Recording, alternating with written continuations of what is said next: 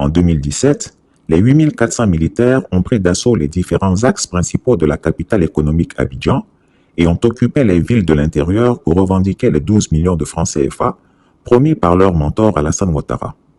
Ce dernier, qui était réfugié au Ghana, serait resté en exil, n'eût été le courage du président de l'Assemblée nationale de l'époque, Guillaume Soro.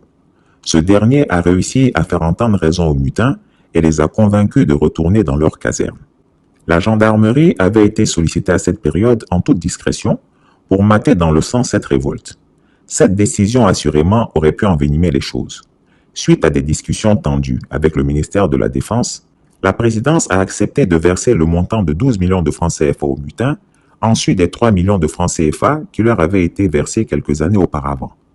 Les gendarmes, en revanche, n'ont rien perçu, bien qu'ils aient été disposés à aller au combat pour sauver le... En 2017, les 8400 militaires ont pris d'assaut les différents axes principaux de la capitale économique Abidjan et ont occupé les villes de l'intérieur pour revendiquer les 12 millions de francs CFA promis par leur mentor Alassane Ouattara.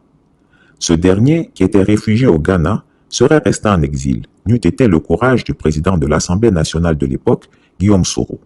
Ce dernier a réussi à faire entendre raison aux mutins et les a convaincus de retourner dans leur caserne. La gendarmerie avait été sollicitée à cette période en toute discrétion pour mater dans le sang cette révolte. Cette décision assurément aurait pu envenimer les choses. Suite à des discussions tendues avec le ministère de la Défense, la présidence a accepté de verser le montant de 12 millions de francs CFA aux mutins, ensuite des 3 millions de francs CFA qui leur avaient été versés quelques années auparavant. Les gendarmes, en revanche, n'ont rien perçu, bien qu'ils aient été disposés à aller au combat pour sauver le